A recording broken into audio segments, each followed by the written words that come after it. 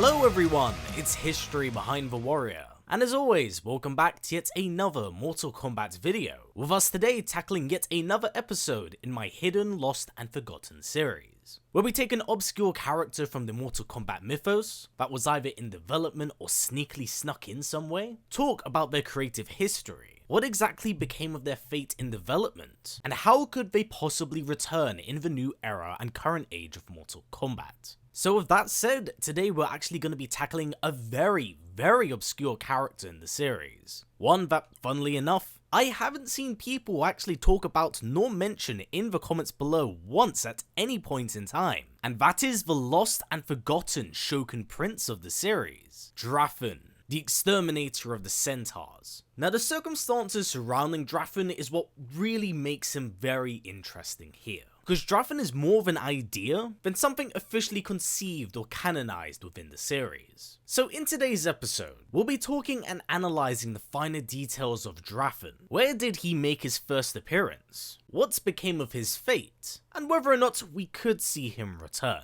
But in order for us to actually tackle and talk about Drathon, we must first touch on the Shokan Empire, as this is where his prophecy does derive from. Plus, we gotta talk a little bit about MK9, as well as what was set forth for him by another character, as this wouldn't be the only metamorphosis that character would undergo in the reboot trilogy. But as always, before we do begin, quick reminder as always that if you like what we do here and wish to see more, please don't forget to subscribe to stick around, and please do give this video a thumbs up. It's a small thing, but trust me when I say it really does go a very long way in helping support the channel in the algorithm. It goes miles. And hey, it's the best way of letting me know if you want to see more episodes like this. Anyway, let's delve right into things. Now when it comes to the Shokan Empire, this is an ancient civilization that dawns all the way back to the very first age of Outworld, being descendants of dragons themselves, having ties to that of Onaga, as well as high divinity, as dragons in the Mortal Kombat universe are typically associated with godhood. So for the longest time, the Shokan were seen as the strongest races amongst Outworld. That is, until the rise of the Centaurs, whom would wind up becoming ancient rivals to that of the Shokan, leading to countless endless wars between both sides, with neither being seen as the true victor. They were both the strongest empires in Outworld during its first age. That is, until the rise of Onaga's advisor, Shokan. Having overthrown the Dragon King, Shokan would begin his vast conquest of uniting the lands of Outworld in order to then invade other realms. This meant that he would need to assert dominance over every other kingdom, including the likes of the Shokans and the Centaurs. And whilst formidable forces in their own right, it did not match up to what the Khan was capable of. Thus, the Shokan Kingdom and Centaur Empire would be united under this broad banner, now led by the Conqueror in pursuit of merging other realms together. And the feud between the Shokans and Centaurs would slowly boil down, but there was still that glimmering spark that could be triggered at any point in time. Well, with the Shokan Kingdom having been conquered and merged into Shao's empire, it kind of became a husk of itself. But where does Drathon actually fit into the mold here? Well, that's where things get really interesting. Because in terms of the Shokan lineage, canonically, there have only been two of royal blood.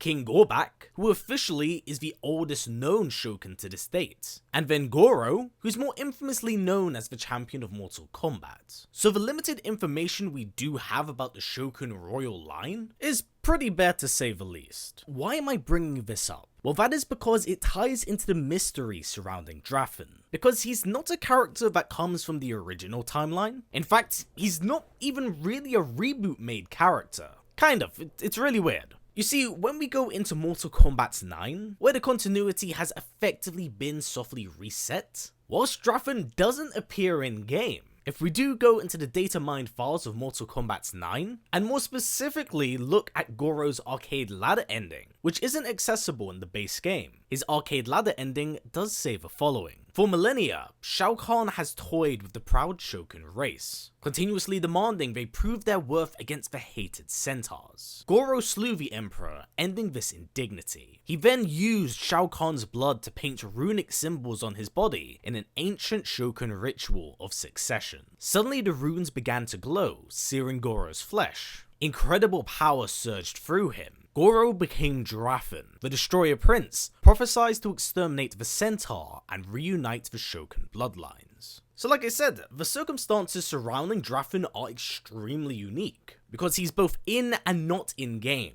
Technically, he does fall under cut content, but information surrounding this character is also accessible. So the idea of Drathon most certainly exists, and did make it off the cutting room floor, but he was simply restricted due to either time constraints, or possibly even budget. There could be a multitude of reasons. So how far back does information on Drathon date within the MK universe? Well, not far at all. Mortal Kombat 9 would be the one and only time that Drathon makes an appearance. And due to the ending being text only, we don't have some official visual aids that give us an idea of where he all stems from, or even what he nor the runes look like. But in my mind, it's very evident that they wanted to do something with Goro at this point in time. Because whilst they may have not followed through on that Drathon idea, during the course of the MKX comic book line, Goro would actually be set up as the new host for Onaga. So now let's actually hone in on Drathon and the circumstances surrounding how he is formed. Because honestly, the ritual itself sounds very blood magic in nature, and I doubt was something that Goro did intentionally, as it was simply something he did as a way to succeed Shokan. Which now brings up the question of, what could have Drathon have been? Well, the nature of runes in the Mortal Kombat universe has been loosely connected as a way of offering to that of the Elder Gods. So maybe Goro unintentionally offered up his soul to a higher deity without fully realizing what he had done, serving as a possible vessel for that Elder God, or maybe even something beyond. Because we also have to keep in mind that the blood he's placed on himself isn't just anyone's blood, it's Shao Kahn's. It was already one of higher divinity, that already kind of borderlines on godhood. But the ritual or spell itself is blood magic in nature. Thus, I believe there's actually the sneaking possibility that Drathon may not be Shokan in nature, but possibly connected to that of the Elder Gods, and even Vaeternus itself, as that is where blood magic does derive in the series. It's honestly really hard to pin down what he could exactly be.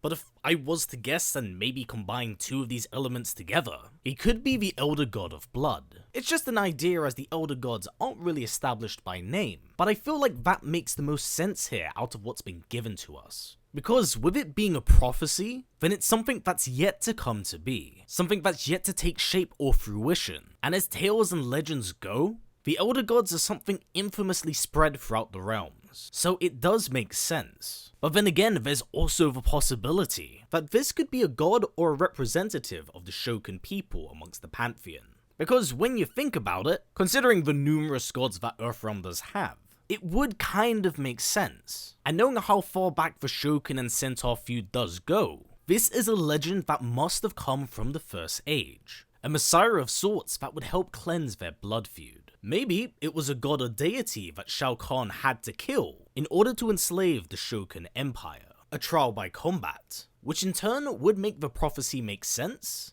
and also kind of have it be a full circle moment, as Shao would be the conduit for his return. So with all of these ideas on the table, how exactly could this fit into the new era? Well, there is a number of different ways this could be cut. One is of course assigning him god or even elder god status, but there's also just kind of the possibility of having him already be a part of the Shokan Empire, maybe even Gorbak's father, to enrich that Shokan lineage that we've known for so long. Because again, this is simply just one of those things that aren't really enriched in the MK mythos. You could even have it so he's an ostracized member of the royal line that maybe seeks to liberate the Shokan people from beneath Gorbak's rule. There's a lot of ways to write this that just adds to the universe and prophecy surrounding him. He honestly has such a fresh slate, with such interesting ideas and tools floating around him, that he's extremely malleable with how he can be written. And honestly, this is a character I would actually like to see take fruition here, even if they do wish to stick to using Goro as a host for him. Because, let's face it, Goro hasn't really gotten up to much since MK9, especially since the MKX comic book line was deemed non-canon. This would be a pretty good way of pushing him back to the forefront of things. things. So with that said and everything I've covered here, what are your thoughts on the mysterious and elusive Drathon? What do you think were the properties and ideas behind this character's creation? And do you think we'll ever see him return? Because I must admit, it was a very pleasant surprise when I did do a data mine of Mortal Kombat 9 and found his existence entirely by mistake. So I'd love to hear some of your own inputs to see where you guys thought this idea could have gone if it ever took fruition. But for now everyone,